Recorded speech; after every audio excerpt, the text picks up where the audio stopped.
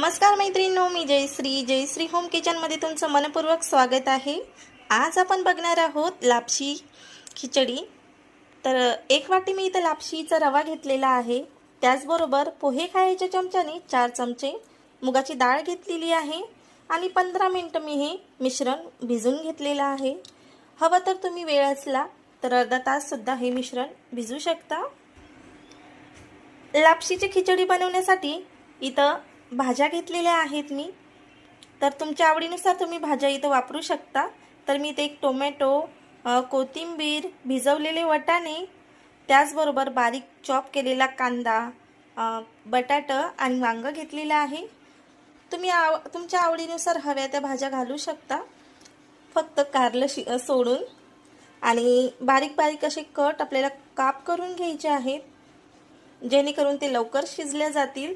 त्याचबरोबर कढीपत्ता घेतलेला आहे, आलं, हिरवी मिरची आणि लसूण याचं वाटण सुद्धा घेतलेलं आहे। तर लवकरात लवकर बनवायला सुरुवात करूया। अतिशय टेस्टी अशी ही लापशीची खिचडी आणि पौष्टिक सुद्धा आहे, त्यामुळे मी ही रेसिपी दाखवत आहे। आता लवकर बनवायला सुरुवात करूया। तर लापशीची खिचडी बनवण्यासाठी पातेल्यामध्ये मी 3 चमचे तेल घेतलेलं आहे। त्याचबरोबर अर्धा चमच जिरे घालायचे आहे, अर्धा चमच घालायची आहे मोहरी।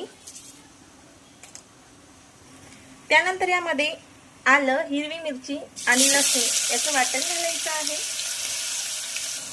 त्यानंतर कढीपत्ता घालणार आहोत। तर वाटण छान आपलं परतून झालेलं आहे। त्यानंतर यामध्ये सुक्या लाल मिरच्या घालत आहे। आवडत असल्यास घाला किंवा स्किपही करू शकता। या जागी तुम्ही लाल तिखट सुद्धा वापरू शकता। त्यानंतर यामध्ये हळदी पावडर घालणार आहोत।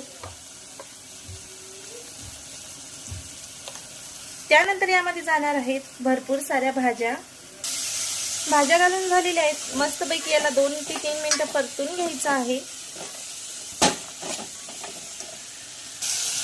छानपैकी भाज्या 2 ते 3 मिनिटं अशा परतून झालेल्या आहेत। यानंतर यामध्ये घालायचा आहे गरम मसाला अर्धा चमच, त्याचबरोबर घालायचा आहे 1 चमच कांदा लसूण मसाला, अर्धा चमच घालायचे आहे धने पावडर आणि चवीनुसार घालणार आहोत मीठ। आणि मस्तपैकी हे परतून घ्यायचं आहे आणि यावर पाणी घालायचं आहे। तर मी इथे 1 वाटी लापशीच्या रव्याला आणि 5 चमच मूग डाळीला साधारण 3 ग्लास पाणी घातलेलं आहे। तर तुमच्या आवडीनुसार तुम्ही कुठल्या भाज्या घेता आणि त्या भाज्याला शिजण्यासाठी कितपत पाणी लागते या। तर मी घेतलेल्या भाज्यासाठी ॲक्युरेट प्रमाण हे 3 ग्लास पाणी घातलेलं आहे आणि आपण पातेल्यात बनवत असल्यामुळं थोडं पाणी जास्त लागणार आहे। तर साधारण आपलं 3 ग्लास पाणी घालून झालेलं आहे। यानंतर उकळी आल्यावर यामध्ये आपल्याला लापशीचा रवा घालायचा आहे। त्याला छान अशी उकळी आलेली आहे। यानंतर यामध्ये आपण लापशीचा रवा घालणार आहोत, जे भिजू घातलेला होता,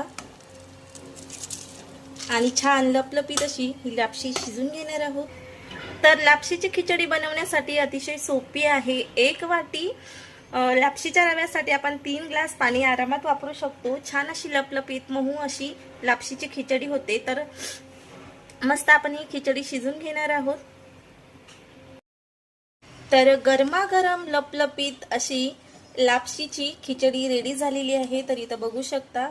तर पातेल्यामध्ये शिजवायला थोडा वेळ लागलेला आहे। तर कुकरमध्ये शिजवत असाल तर 2 ते 3 शिट्ट्यामध्ये ही लापशी तयार होते। तर सर्व करून घेणार आहोत। अतिशय पौष्टिक अशी लापशी ही रेडी झालेली आहे।